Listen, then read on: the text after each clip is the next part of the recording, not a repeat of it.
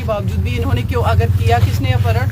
माँ चीख चीख करके बता रही है कि ये जो है यहाँ पर जो मिनिस्टर एक्स रह चुके हैं समाजवादी पार्टी के, उनका बेटा है जो रजोल, उसने किया है हमारी बिटिया का किडनैप। फिर भी इन लोगों ने नहीं गिरफ्तार किया। फिर ये माँ भटकती रही, यहाँ पर जो सीओ हैं उनके पास आती रही, सीओ साहब इनको भगाते रहे। तो अभी तक सीओ का क्यों सस्पेंशन नहीं हुआ, ये क्वेश्चन इनकी माँ का भी कहना है। और ये अभी एसपी साहब से बात करके आई, मैं इनके साथ थी। तो सीओ का भी सस्पेंशन हमें चाहिए, पहली बात। दूसरा, जो आपने सस्पेंड किया है लोगों को, उस चीज़ को पुलिस प्रशासन है, यहाँ के जो एसपी साहब हैं, वो आकर के मीडिया को एक प्रेस रिलीज करके उनको बताएं कि हमने अभी तक क्या क्या कार्रवाई की। ये जिम्मेदारी है आपकी, क्योंकि पुलिस की सबसे बड़ी नेग्लिजेंसी इस केस में दिख रही है शुरुआत से।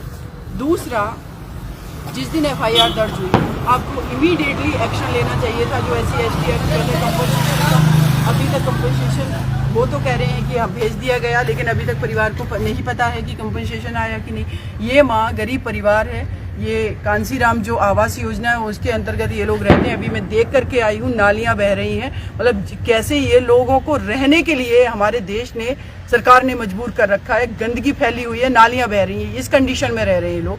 तो जो इनको कंपनसेशन दिया जाता अभी तक, कम से कम अगर ये SP आवास आ रही है, कोर्ट कचहरी जाना है, इनके पास पैसे तो होते, अपने केस लड़ने के लिए वो भी नहीं है। तीसरी जो इम्पोर्टेंट इन्होंने डिमांड की है वो ये है कि इनका परिवार का आरोप ये है कि हमारी बिटिया का जो पोस्टमार्टम हुआ है, उस रिपोर्ट ये कह रही है कि 46 दिन पहले बिटिया का मर्डर हुआ, दफनाया गया, और बिटिया को जबकि किडनैप किया गया है करीब 60 से ज़्यादा दिन हो गए। तो उतने दिन हमारी बिटिया कहाँ थी? क्या उसके साथ वो किस हालात में थी? क्या उसको मारा नहीं गया होगा? क्या उसके साथ रेप नहीं किया होगा? और माँ ने तो ये भी बताया है, जब मेरी बात हो रही थी SP साहब को भी बता के आई है कि बिटिया जब यहाँ पर काम करती थी तो इस व्यक्ति ने उसके साथ रेप भी किया, लेकिन इन्होंने शर्म की वजह से नहीं बताया कि हमारी कोई सुनवाई नहीं होगी। तो इसलिए अब ये भी एक नया नहीं कहेंगे, जो माँ शर्म की वजह से नहीं बता रही थी वो सारी चीज़ें आ गई खुल करके।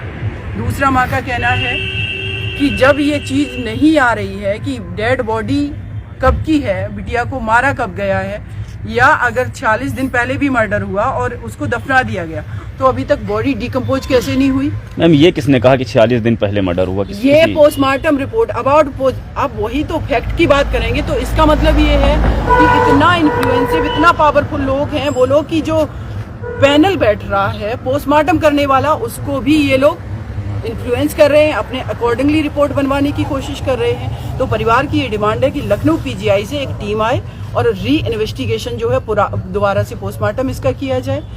परिवार के पास में सुविधाएं नहीं है कि कैसे करके इनका आगे ये मुकदमा लड़ेंगे, सारी चीज़ वो इनको फैसिलिटी दी जाए, अन्य धाराएं बढ़ाई जाएं।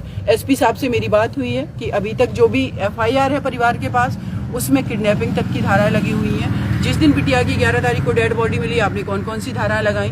तो वो SP साहब ने मुझे बताया है कि हमने जो है धाराएं 302 बढ़ाई है, 34 बढ़ाई है, IPC 201 बढ़ाई है, ये सारी धाराएं उन्होंने बढ़ाई। सीमा जी, अब आगे कौन सा कदम उठाने जा रहे हैं, आने का मकसद बता दीजिए। खबर आई हूँ, इनको मैं पूरा सपोर्ट करूंगी, लीगल इनकी हेल्प करूंगी, क्योंकि जितना मेरे हाथ में है मैं एक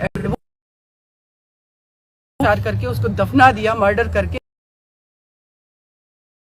इन लोगों को भी मैं हैंग कराऊंगी। यानी सीमा कुशवाहा ये उन्नाव का केस लड़ने जा रही हैं? बिल्कुल, मैं सपोर्ट करूंगी। यहाँ पर जो लोकल हमारे काउंसिल होंगे, क्योंकि उत्तर प्रदेश में जो प्रोविजन है कि विदाउट लोकल काउंसिल हम खड़े नहीं हो सकते, मैं दिल्ली में वकालत करती हूँ, मैं इस केस को हैंडल करूंगी। मैंने एक बड़ा आरोप लगाया कि माँ के संग भी अभद्रता करी थी, क्या ये कप्तान साहब से बताया है? बिल्कुल सही बात है। माँ का ये कहना, क्या बताया गया? ये माँ खुद बता देंगी, आप बता दीजिए। आपके साथ अभद्रता की थी जी? अभद्रता मतलब आपको यहाँ से निकाला गया था? SP साहब मिलने आते थे, हमें मैडम थी, कहती थी कि यहाँ से जाओ, क्या चक्कर लगाने से आपकी लड़की मिल जाएगी, आपकी लड़की बालिग है, भाग गई होगी। क्यों रजोल सिंह के ऊपर आरोप लगा रही हूँ, लेकिन अब रजोल सिंह मार के गाड़ दिया, अब नहीं किसी के समझ में आ रहा। मैं झूठ आरोप लगा रही थी, अगर पुलिस प्रशासन मेरा सुन लेती तो मेरी लड़की आज को मेरे पास जिंदा होती। और परिवार का भी अभी ये बात करके आई है SP साहब से कि आप अगर ये बोल रहे हैं कि गलती हम लोगों से हो गई, ये गलती नहीं है। आप ड्यूटी पर थे, ड्यूटी पर नेग्लिजेंसी हुई है, ये एक क्राइम है। आप सस्पेंड कीजिए अपने ऑफिसर्स को जिन्होंने ये क्राइम किया है। अगर वो ऑफिसर्स आपके ऑफिस में रहेंगे तो कैसे हम ये मान के चलें कि हमारा इन्वेस्टिगेशन फ्री एंड फेयर होगा?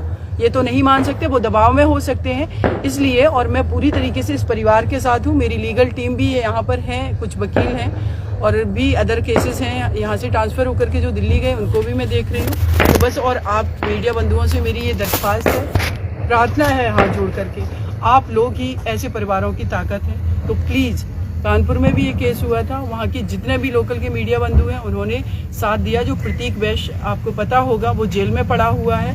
तो आप लोग कम से कम इन दरबे कुछ लोग की आवाज़ उठाना प्लीज़। बहुजन विचारधारा को घर घर तक पहुंचाने के लिए हमारे YouTube चैनल को सब्सक्राइब करें, लाइक करें, कमेंट करें, शेयर करें और बेल आइकन की घंटी दबाना ना भूलें।